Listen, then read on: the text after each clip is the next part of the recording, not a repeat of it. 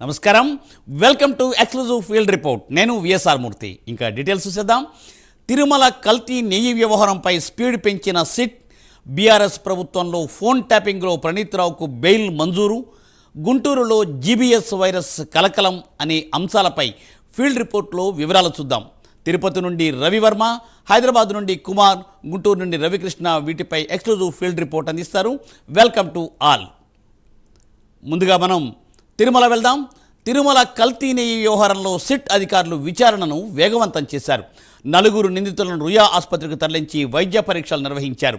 వైద్య పరీక్షల అనంతరం నిందితులను కార్యాలయానికి తరలించి విచారణ ప్రారంభించారు. ఈ రోజు నుండి ఈ నెల 18వ తేదీ వరకు నిందితులను సిట్ అధికారులు విచారించనున్నారు. దీనిపై ఎక్స్క్లూజివ్ ఫీల్డ్ రిపోర్ట్ రవివర్మ అందిస్తారు. రవివర్మ. యస్మూర్తి, తిరుమల శ్రీవారి ఆలయానికి ఎంతటి విశిష్టత ఉందో అదే స్థాయిలో శ్రీవారి లడ్డు ప్రసాదానికి కూడా ప్రపంచవ్యాప్తంగా అదే విశిష్టత ఉంది. అయితే ఎన్నడూ లేని విధంగా గత ప్రభుత్వ హయాంలో లడ్డు ప్రమాణాలు తగ్గించి కల్తీ నెయ్యి పాల్పడ్డారని చెప్పేసి గతంలో ఆరోపణలు వచ్చాయి. సాక్షాత్తు డిప్యూటీ సీఎం పవన్ కళ్యాణ్ సైతం ఏడాది క్రితం తిరుపతిలో జరిగినటువంటి బహిరంగ సభలో ప్రకటించారు. తిరుమల శ్రీవారి ప్రసాదాల్లో కల్తీ నెయ్యి ప్రచారం జరుగుతూ ఉంది, నెయ్యి కల్తీ అయింది, దీనిపై నిగ్గు తేల్చాలని చెప్పేసి ప్రకటించారు.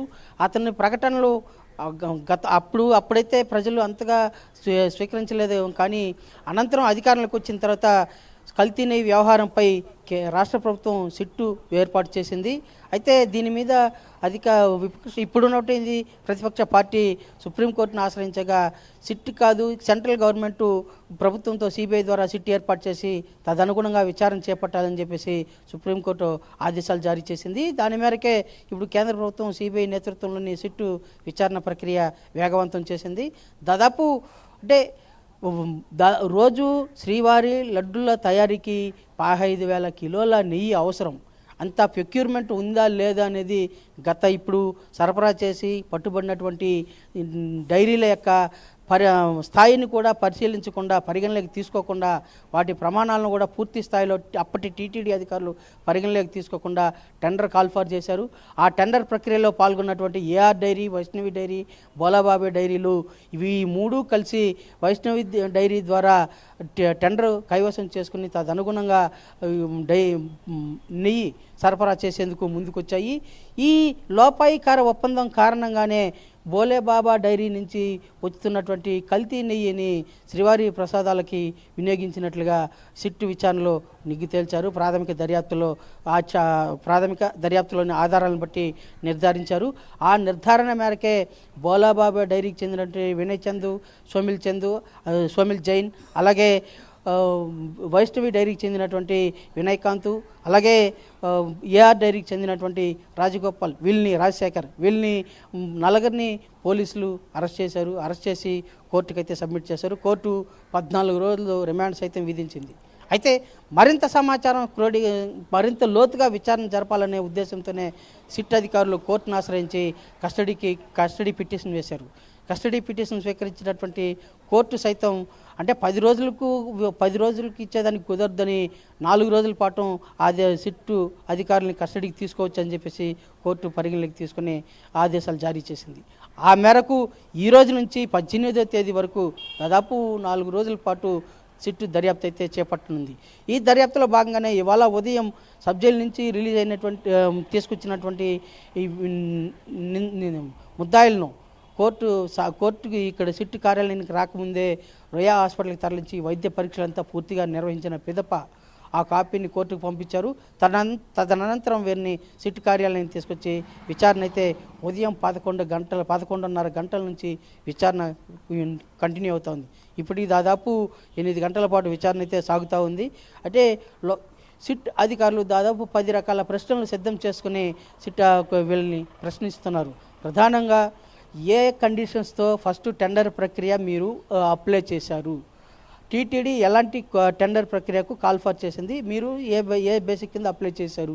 రెండోది ఏంటంటే గతంలో ఏఆర్ డైరీ తమకు ఆ స్థాయిలో మేము నెయ్యి సప్లై చేయలేము, టీటీడీ అడిగినటువంటి కొటేషన్స్కి అంటే 400 కిలో 450 రూపాయలు చొప్పున మేము సప్లై చేయలేము, ఆ ధరకైతే మాకు కుదరదు, గిట్టుబాటు రాదు అని చెప్పి పేర్కొన్నటువంటి ఏఆర్ డైరీ ఇప్పుడు 319 రూపాయలకు టెండర్కి కాల్ఫర్ చేసినప్పుడు ముందుకు రావడంతో పలు అనుమానాలు రేకెత్తిస్తున్నాయి.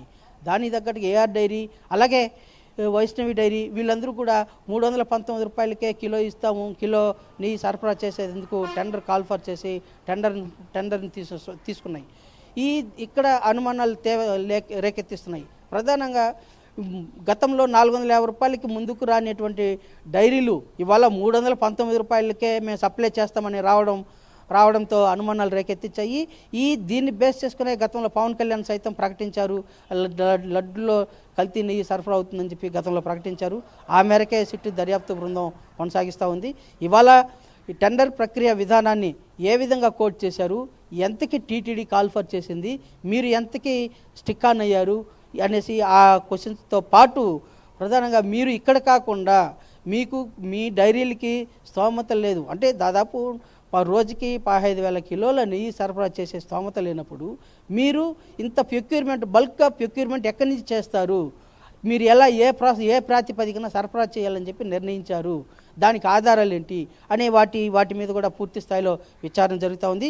అదే కాకుండా మీరు గతంలో 450 రూపాయలు కిలో నెయ్యి టెండర్ ప్రక్రియ కాల్ఫర్ చేయకుండా రిజెక్ట్ చేసినటువంటి కంపెనీలు ఇవాళ ముందుకు రావడం వెనకాల మీకు రాజకీయ వెనకాల ఎవరున్నారు, ఏ ప్రోద్బలంతో మీరు తక్కువ కొటేషన్స్తో సప్లై చేసేందుకు ముందుకొచ్చారు, దానికి ప్రాధాన్యత ఎవరు, దానికి మీ వెనకాల ఎవరు ప్రేరేపిస్తున్నారు ఏంటి, మీకు అంత కెపాసిటీ లేనప్పుడు మీరు ఏ విధంగా సప్లై చేసేదానికి వచ్చారు, దాని వెనక ఎవరెవరు ఉన్నారు ఏంటి, మీకు ఈ టెండర్ ప్రక్రియను అంటే సాంకేతికంగా పరిగణలోకి తీసుకుంటే దాదాపు ఇప్పుడు ఏఆర్ డైరీ రోజుకి 15,000 కిలోల నెయ్యి సరఫరా చేసే కెపాసిటీ ఉందా లేదా అని టీటీడీకి చెందినటువంటి మార్కెటింగ్ అధికారులు ఫస్ట్ నిర్ధారించాలి. అక్కడికి పోయి పరిశీలించి నిర్ధారించిన పిదప వాళ్ళకి ఆ టెక్నికల్ కొటేషన్ ఎవిడెన్స్ ఇచ్చిన పిదప టెండర్లో కాల్ఫర్ చేసి ఓకే చేయాలి.